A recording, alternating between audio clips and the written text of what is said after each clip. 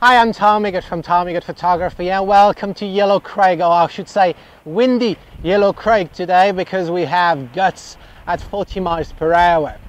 When it comes to photography, there is one item beside your camera and your favorite lens that you need to have. It's a real investment and you have to have it. And I want to talk to you about tripod. Why?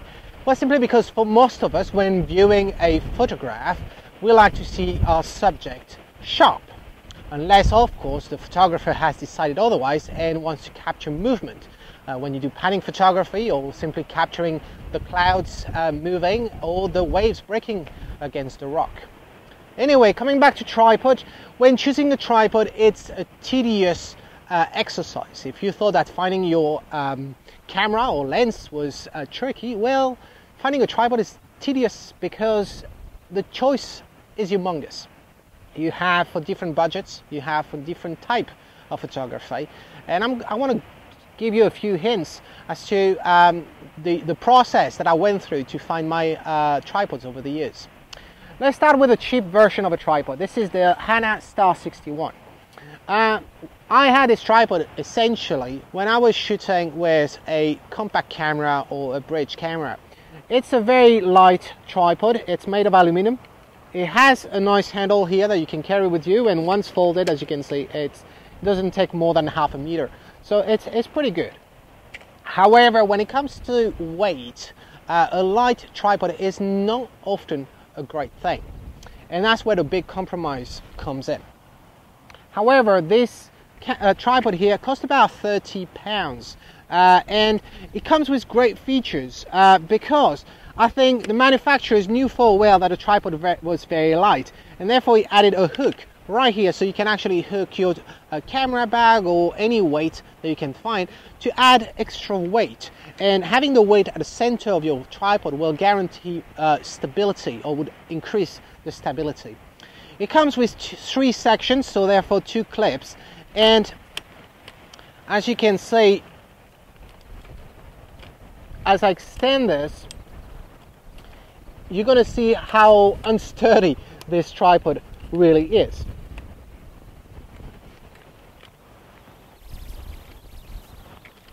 So that tripod, as I said, is not meant for DSLR. If I wanted to put my DSLR on it, as long as there would be no wind and as long as it would be next to it, fair enough, but I wouldn't leave my tripod there and, for example, shooting a video of me standing a few meters away, or my tripod would fall or break, and my camera as well. It comes with the central extension, as most tripods, but obviously the more you use this extension, the higher you get it, the less sturdy it is. Look, with just one finger you can see how it's trembling. It's really not good at all. So the other issue that I find on this tripod is that it's extremely low. So if I want to shoot, and let's pretend that my camera is on top of it, if I want to shoot, I need to actually lean forward. I'm getting old, my back is going to hurt, so it's not that great. So when you want to choose a tripod, you want to choose a tripod that's going to be comfortable for you. It's going to be at your height. So this one it's a minus. It's not good on this one. It's definitely a con. Then you have the tripod head. This is not a removable, swappable tripod head. It's built in. It's made of plastic, and therefore it offers you less chances to, or less options, I would say. This tripod head is meant for people who like to do panoramic shoot. Why? Because as you can see, I can simply move the tripod head. Let me just secure as much as I can the central line. I can just pan from right to left, which is great when you do panoramic shots. Or if you want to do panning photography, actually capturing the movement, well, you can just do so. For movies, it's also good because that's usually the type of movement that you do. You can obviously go up and down, and you need to twist this handle and go up and down here. Then you do have a knob right here to be able to shoot in portrait mode, and bring it down if you want landscape. For me, I personally don't like that because this overall tripod head, I don't do much panning photography, I don't do much panoramic photography, and therefore if I want to put my camera on it and find the right angle, I've got too many knobs to play with, and I really don't like it for this. It does come with some levels right here, and it's useful, but let's face it, modern DSLR modern cameras often comes with a level built in, so I can just look at the back of my LCD and see if I'm leveled or not. Oh, it does come with a nice feature, the camera plate. You're familiar with the camera plate? This is one right here on each my camera. I have it. It's practical. Why? Because once you have it, you always keep it on your camera, and when you want to use, you just clip your camera onto your tripod head, and that's it, that's done. You don't have to screw like in the old days where you were screwing underneath your camera. So it does have this plate right here, and then you just clip it on. And that's basically it. So it's £30. It's not bad. If you're starting photography, you don't have a DSLR, yeah, go for it, because it's better than having nothing. If it's just for shooting at night, you know, and you're in the city, you just want to make sure you get a few shots of the buildings that you like or the monuments, just, yeah, go for it. If you're on a windy day, you're going to suffer. You're going to suffer because it's not going to offer you much stability, I'm afraid. On a day like this, don't even think about it. It's as light as plastic and it's worth nothing. So that's all for this one. I'm going to skip the little one for now, and I'm going to talk to you about my Manfrotto one. It's the 55X Pro B. It's an aluminum. It weighs probably, without the ball head, it's probably around 2 kilos, something like this. Or 2.5, as a matter of fact, I think. 2.5. It has three sections, like the other one. As you can see, once folded, it was pretty much the same height as this one. It's fairly heavy, as I said. The nice feature about this is the legs. One thing I didn't mention here, when you've got legs like this, the three legs actually attach to the center, meaning that I can only play with the height of one leg against the other. But look what I can do with this one. I can actually make this leg totally perpendicular to the other, and if I have a rock or something, or a wall, I can just have my tripod leaning like this, which is pretty interesting in many occasions. Then we talked about the height. Let me extend this tripod and you're going to see its height. And I love this tripod. I use it when I shoot in studio. I use it as well when I go hiking on location like we are today.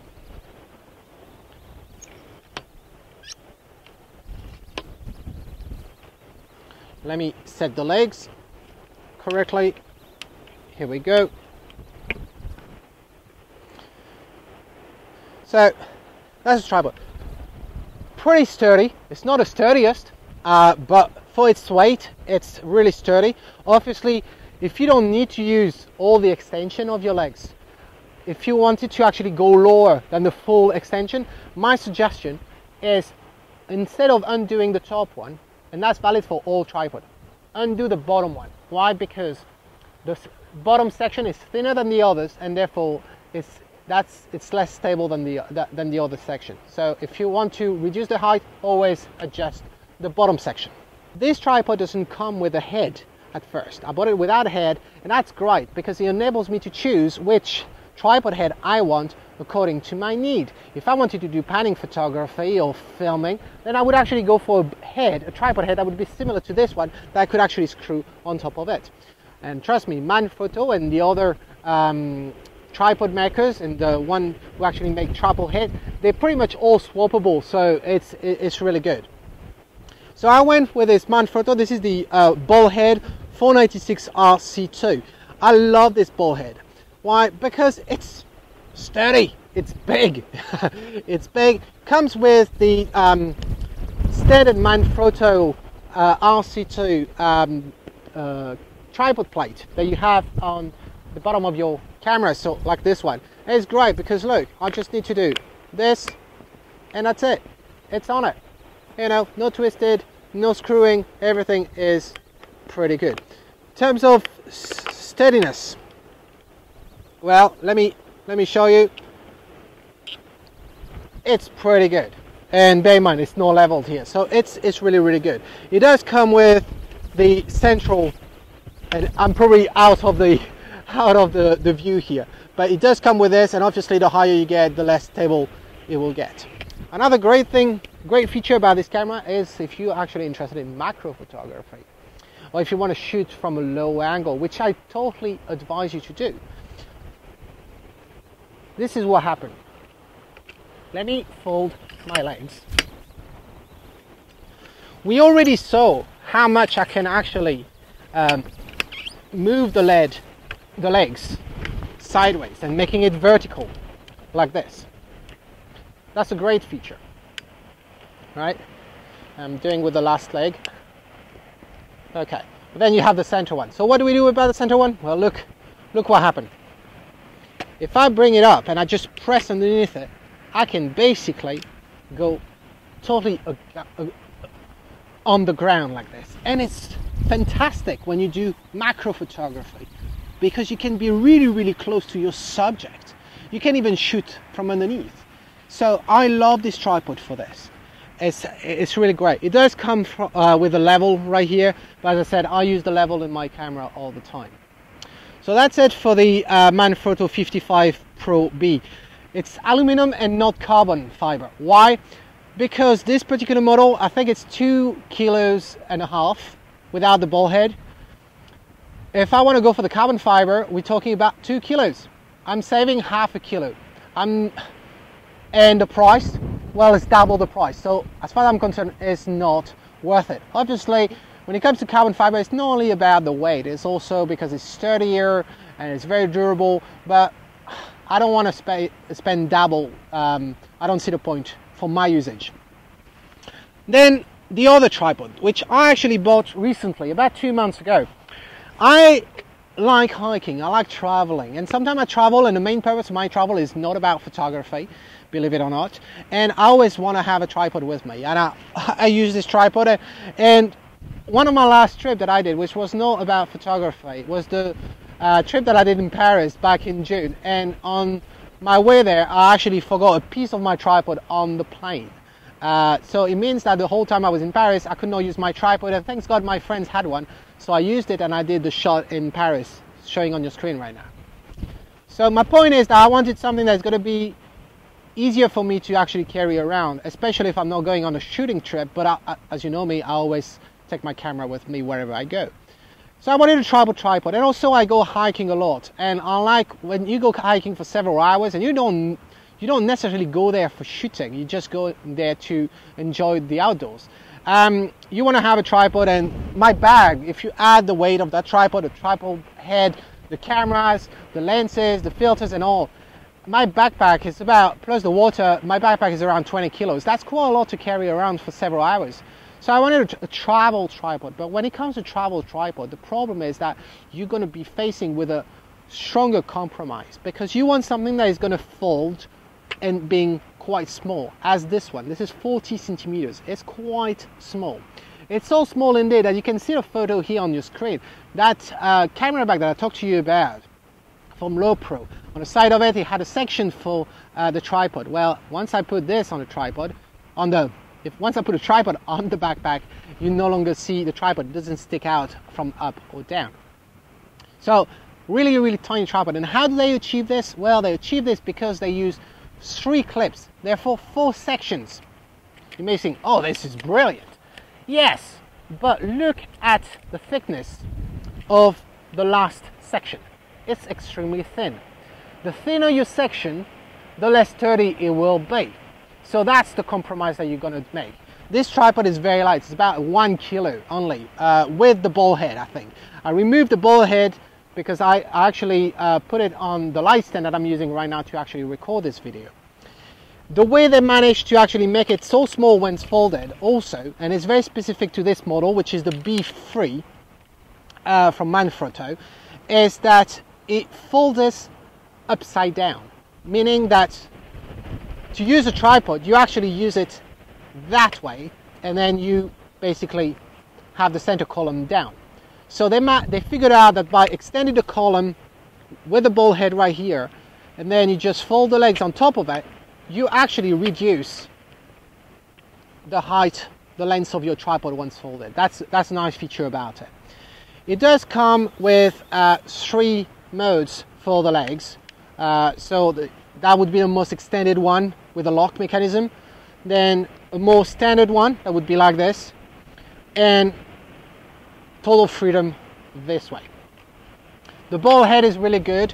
The reason I went for Manfrotto is to use, I like the quality of Manfrotto, and also I wanted to use the same camera plate, and so it's the same, it's the RC2 one, so which is great. I don't need to undo and use a different plate if it works on this one.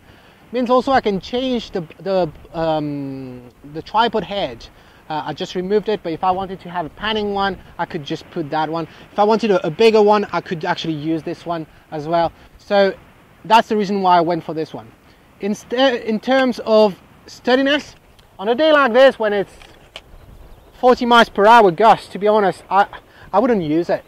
I wouldn't use it, but that's not the purpose. The purpose is for me to have something that I can use when I'm going hiking, when I'm far away, and I can carry it and I don't feel the weight. 1 kilo, it's nothing to carry on your backpack. So if I now, let me put the legs in the right positions, and that's the tripod. And you can see, look, okay, now I bring it the extension down. It's pretty sturdy. So, of course, because it's a smaller tripod, the height is not going to be that great. So, but once you add the ball head, plus you had a camera, it's actually not too bad. It's probably closer to this tripod in terms of the height. And that's basically it. So you choose your tripod, think about its height, think about its weight, think about its versatility, think about its sturdiness. Versatility meaning about the legs, the height for you, the material that you want to use, and your budget. At the end, it all comes down to the budget. So until next time, this is Tommy Good saying, if you like it, well, capture it, and don't forget your tripod. Too many of my students leave their tripod at home when they go shooting, and that's a pity. Ciao.